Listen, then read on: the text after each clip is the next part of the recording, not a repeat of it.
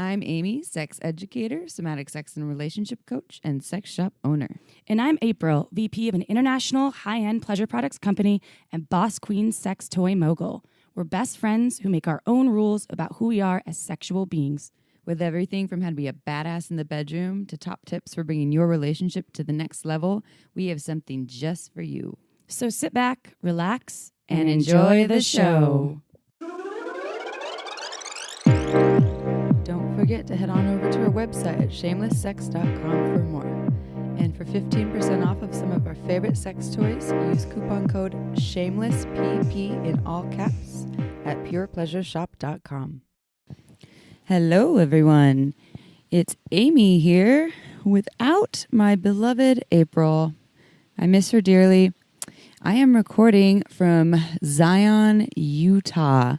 I'm on a 10-day road trip with my partner. We have a camper on our truck, and we drove from Santa Cruz to some hot springs in California to Zion, where yesterday we did they said it was 16 miles, but I'm believing it's more like 18 to 20 mile hike all in one day through the Narrows of Zion. So you're hiking through the water.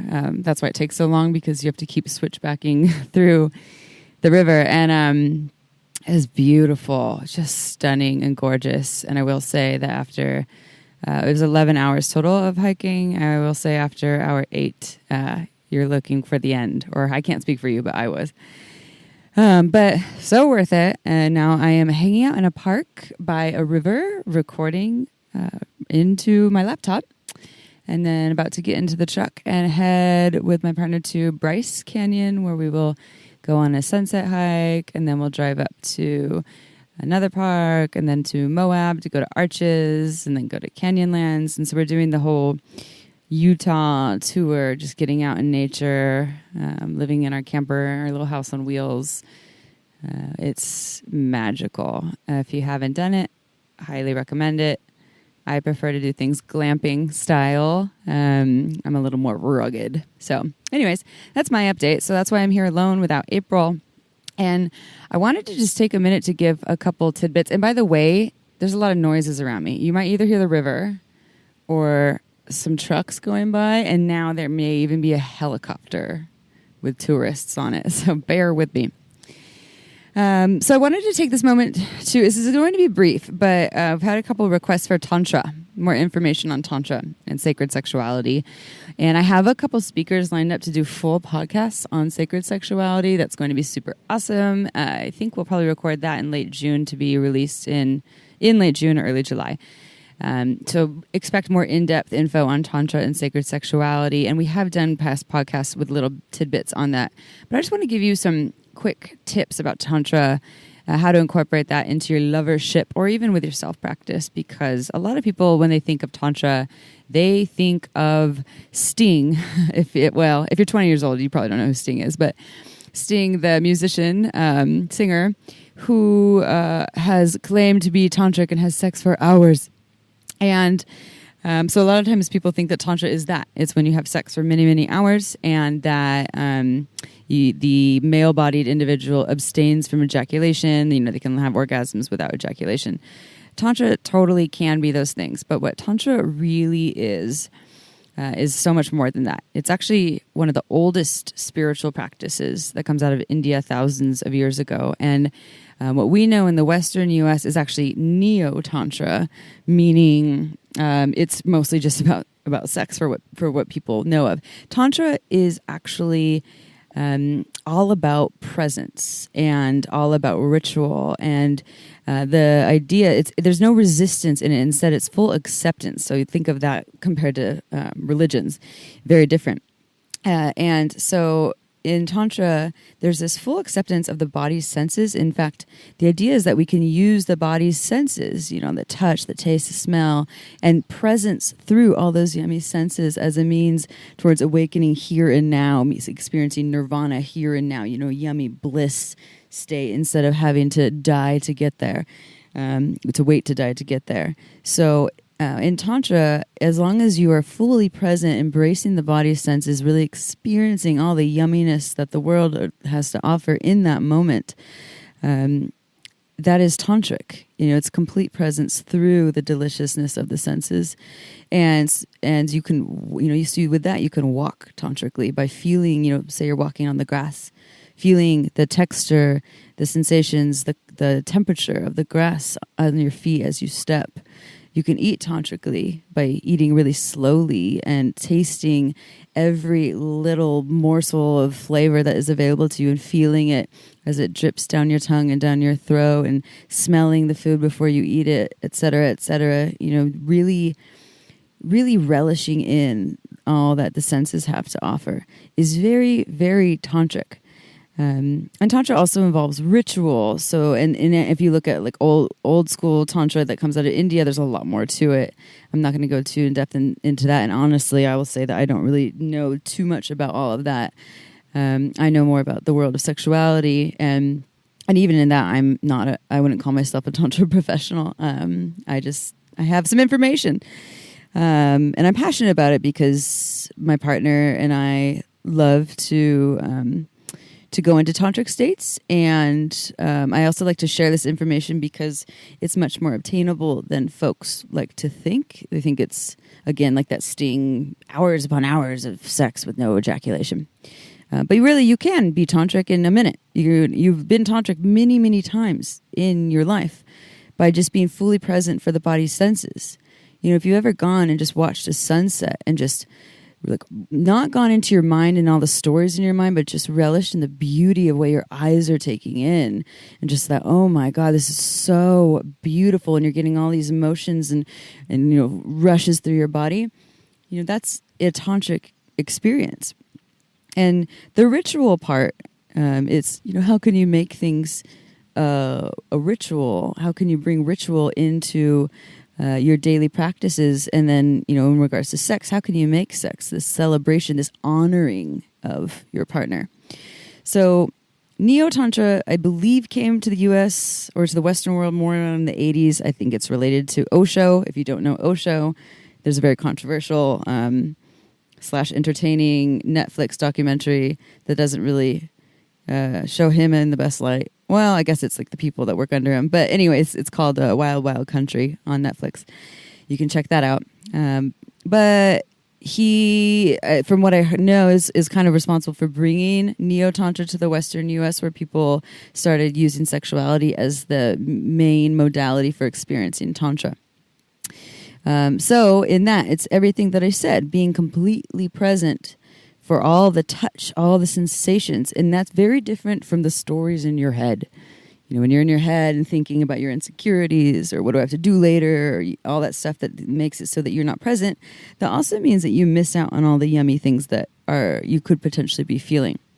So the key there is to stay present for the touch and the sensations. What does that feel like when you're being touched? What does it feel like when you are touching? And beyond that, the feeling, there's also the smells and what you're seeing, and just really staying present for all of that. And part of that, one of the keys here is just a slowing down. And if you've listened to past podcasts, you've heard me say this so many times. Go slow and then go slower than that. Because when we move fast, it's often hard to feel all the things that are available, all the sensations. But when we slow down, then we can truly pick up on everything and really relish in it. So slowing down and presence are huge. And it really is this meditation of checking in with the mind as its busy thing, and then just coming back to the body and to the sensations. And so again, you can have tantric quickies. If you are fully present and just relishing in all the sensations for 5 minutes, that can be very tantric. And if in that you also incorporate an honoring of yourself, thinking of yourself as this like divine sexual being, and really listening to what do you want and honoring that, and you're really celebrating you, as well as that in your partner. As you touch them, you're honoring them. They're your king, your queen, your god, your goddess, your however you identify, but they're more than just your lover or this person that you have sex with. There's someone that you revere or want to adore and take care of, and going about it from that standpoint. And there's ways to create sweet little rituals in our sex lives that can be Sorry, it's getting a little windy. So if you hear wind, my bad. Sweet little rituals. So that can be just really, really yummy, really sacred thing to share with a partner. So some ways to create more ritual or honoring and more bring Tantra into your sex life is to set the scene. Not just like, okay, we have sex in the bed every Tuesday night at 7 p.m. with the lights dimmed. Yay. And maybe that's your jam. Awesome. But really set the scene. Romance yourself if you're just doing some self-pleasuring, because you can be tantric in masturbation. Or romance your partner if there's some mutual pleasuring. How else can you make that scene beautiful? Maybe it is candles and roses, or maybe you think outside of the box and there's something else that can really just make this a really beautiful experience. Again, it doesn't have to be for hours. This can be for, a 10-minute play session, but you spend 2 minutes making the scene beautiful before you go in. It's this act of honoring, and part of that is, setting the scene, which I will admit I'm not very good at. April, on the other hand, has a great eye for how to make things beautiful, for like style and fashion and design. And I'm kind of like, I don't know. So for me, it could be something as simple as the lighting and some candles, and just like setting an intention with my partner when we sit down to play. Like looking each other in the eyes and just say something simple like, my intention is to just like go as slow as possible and take all of you in and truly honor you. And then we start to touch. It's that simple, as a way of bringing in honoring and a ritual. So my advice is to, if you want to bring this in, is to get clear on what feels authentic to you and to your play. What kind of ritual, what kind of honoring feels good for you, because my form of honoring might not be your form of honoring. And that's really the premise of Shameless Sex, is to inspire you all to get clear on what's for you, and you get to make your own rules. And that applies to all these things too with Tantra. So that's one way is setting the scene. And then I also commented another piece is that intention before, just sharing, even if it's just a couple of words before you start to touch your partner, what your intention is before you start to go into the playtime. And maybe it isn't just to move really slow. Maybe you're in an intention of like, I'm just like, I'm hungry for all of you and I just want to like devour you.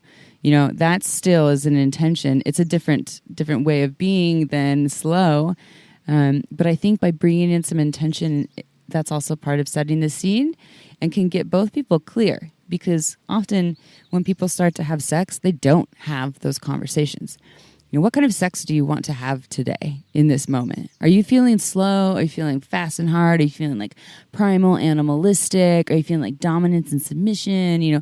What are you feeling right now? Because it changes. As for myself, as someone who's into slower, deep, connected, very often tantric sex, I also do like the occasional primal kind of animalistic, or I will differentiate that between like dominant, submissive sex, and that changes. And it's just based on my mood, it's based on my hormones, and it shifts. If I'm playing with my partner and they start to go into this dominant, submissive thing, they give me like a spanking or something like that, and okay, just a side note, I'm in a park in Utah. It's the land of Mormons. Someone just walked by me right as I said, give me a spanking. Okay. Anyways. This is my life. So side note, but if I don't say, if they give me a spanking when I'm craving more like slowness and tenderness, then it can be really shocking to my body. And in that moment I can say, like, whoa, that was a lot. I'm feeling more slowness and tenderness. Can we actually move in that direction? But what would be more helpful is if I got clear before. We set that intention before. It could be just so that we don't go into that place where I don't have to go into shock. So that's another thing, just setting intention with your partner as well. And I just can't emphasize enough this honoring piece. And if honoring isn't your word, then maybe admiring or adoring or worshiping, bringing that in as much as possible if you want to, if tantric sex is feeling like it's your jam, I think can be really, really beneficial. The other thing that you hear often in Tantra is this thing called eye gazing, which is looking into each other's eyes. It makes a lot of people uncomfortable if they don't have experience with it. And yeah, everyone's like, yeah, eye gazing. I look at people's eyes. But the question is, have you really looked in someone's eyes without words? Or you can have words too, but sometimes the words take away from the ability to look deeply and to truly connect through the eyes. So this is something else you can incorporate, just not even having sex and just looking at each other in the eyes for, even if it's 2 minutes. 2 minutes is a long time to just look in the eyes. And to just do that and really take them in, noticing the color of their eyes, maybe the sparkle, and then also probably noticing the thoughts that come up in your mind and, the insecurities or the questions or the, oh my God, this is weird, or how long is this, or da-da-da-da. And just coming back, don't want to stay with those thoughts, coming back to the person in front of you. Just taking them in and maybe just focusing either on your breath or on the person that you see in front of you, their eyes. And sometimes when we look deeper into someone's eyes without just being in conversation and with the intention of really taking them in, a lot can happen there. One, we can see them in a different way.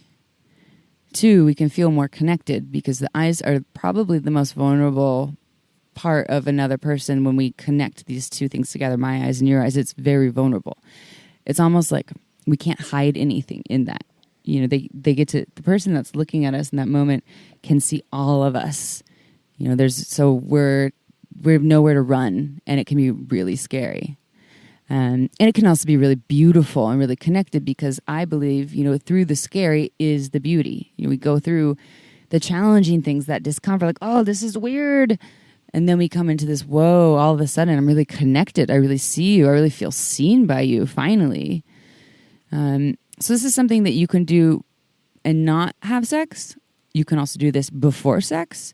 You can also do this during sex. Pre-negotiate it, or during sex say, hey, for the next minute, can we just not say any words and just keep moving our bodies together, but just make sure our eyes stay connected? Just see what happens. See what comes up. Most likely, a little bit more connection. Possibly not, but most likely it is available to you. So that's something that you often hear about in Tantra and that you can incorporate in little teeny tiny ways into your touch and playtime. I just want to emphasize that anything that we talk about in this podcast, really, everything isn't for everyone. You get to choose. You try Tantra practices and you're like, I'm more of a primal dominant person and Tantra's not really my thing. That's all good. You get to choose. There isn't one way of being that's better than the other. What I will say, though, is Tantra isn't just slow and soft. It isn't just like eye-gazing and slow connected sex. You can be kinky and be tantric because quite often when there's a kind of a kinky scene set up, dominant submission or maybe like a slave master or a flogging session or whatever that is, there's this unity between two people. And the unity is also kind of the point of Tantra, is that everything is one and that we're kind of living this life where we're not connected to that oneness, whether it's that oneness with nature, oneness with everything, oneness with our partner. And that Tantra allows us to feel that through the honoring and ritual and complete presence, we feel one with everything or with our partner as opposed to separate. And that's a spiritual experience and a really beautiful, fulfilling one. And if you bring that into sex, wow, like talk about connection and unity with your partner. You feel one with them. You're not two separate bodies fucking, or however you identify with the sex that you have. So in kink, quite often, if there's two or more people, there is this unity thing going on, this exchange, this, maybe there's a negotiation that happens before, and then this energetic exchange where they're in this like bubble or vortex of really paying attention to all the senses and sensations that come up for each of them, reading their partner, not in their head, like, oh my God, are they enjoying this? More so like, what is their body doing? Are they getting really flush? Or what are the sounds they're making? What am I feeling in my body, etc.? there can be this very tantric experience in a very heated, more kinky way. So Tantra doesn't just have to happen in one way. And we've talked about this on this podcast before, but I recommend the book. I love the book Urban Tantra by Barbara Carrellas. We have it at purepleasureshop.com. You can get it at 15% off using coupon code SHAMELESSPP in all caps. I took a 5-day training with her. It's Urban Tantra Professionals training for folks who want to incorporate it into their work. And she's just amazing. It's like orientation inclusive, gender inclusive, everyone inclusive. And she talks about how Tantra and kink are very much related, Tantra and BDSM, how you can be tantric in your BDSM, which in fact actually will probably make BDSM more safe because people are more connected and present. Whereas if people are practicing BDSM without being connected or present for the person they're playing with or people they're playing with, stuff can happen there that, little slip ups and things because they're not paying attention with complete presence to what's going on for their partner. So I guess the point of this share of Tantra is to inspire people to stop thinking of it as this challenging thing to learn and you can only do it one way. In fact, it's so expansive and you can make your own rules with it depending on, what's right for you. And that's the beauty of it. That's the beauty of Tantra, that Tantra really is this transgressive art that was very accepting of all people. Dating back to thousands of years ago, it was that. In fact, the tantric practitioners, I believe, the tantrikas, I don't know if that's what we call them, but they were kind of the outcast because they were so radical in their acceptance. And still to this day, that's true, not just for tantra people, but for people that are radical in their acceptance of sexuality and of the diversity of sexuality. There is a lot of stigma around that, and that still exists to this day and has for a long time. And there's been plenty of time periods and plenty of cultures, and even within our culture, where there's times and places where people do have a lot of acceptance. And but I think that's one of the beauties of Tantra is it's all about acceptance and not resistance, and acceptance of pleasure. That's the other beauty, is pleasure is the path. Whereas if you look at religions, most of them are like, ooh, pleasure, let's get the fuck away from that. That's dangerous. But Tantra is like, oh, pleasure? Go there. Go there. That's the path towards bliss and nirvana. And I'm not preaching that. I'm saying that's what Tantra says. Again, you get to choose what feels right for you, but that's kind of more of the tantric belief. So that's my really, really, really quick rundown. There's so much more to it. It's endless. You can talk about chakras and all kinds of things. And I personally, the way I teach Tantra is much more of like this fusion, this like how-to perspective to speak to the woo-woo energy, feel people, as well as to teach the academic folks. And I also will say that I'm not a complete expert in it. I think I have a knack for being able to speak to the as kind of a fusion perspective, especially to like the newbies and the beginners. And if you want to learn more about Tantra, really, Barbara Carrellas, that book Urban Tantra, they are phenomenal. And there's other great texts and programs, all kinds of things. And the speakers we'll be bringing on, they have online programs if you want to learn Tantra from anywhere in the world. I also have a online Tantra 101 class. There's just a lot of information on Tantra that's like an hour long. You can find it at purepleasureshop.com and go to the online classes. And if you want to learn more about that too. So those are just some simple tips. I'm going to leave it at that. I'm laying in the sun in my bathing suit next to the river in Utah, in Zion, as I said. And I need to put some sunscreen on. But it is lovely to share with you. I'm inspired to I'm going to check the sound on this. I don't know how it's going to be, but I'm really digging recording in nature. It's feeling good. So, yeah. And April, I love you. I miss you. I will see you soon. We have a lot of really awesome podcasts coming up. We have one coming up on sex trafficking, sex work, spoken from someone who has worked in that field. / sex trafficking. I wouldn't say worked in that field, was forced to work in that field. And what else? We have Tantra coming up. We have a BDSM podcast coming up from the woman who created Bondage. Super excited about that. We have a podcast coming up on STDs, STIs. So a lot in the works. And as we always say, feel free to review us on iTunes. It really helps us. So if you haven't done so, go ahead and go into iTunes. Write a review, and sometimes we read them, and if you request a specific accent, April will often read it in that accent.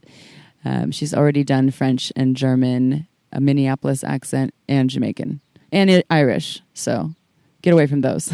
Try something else.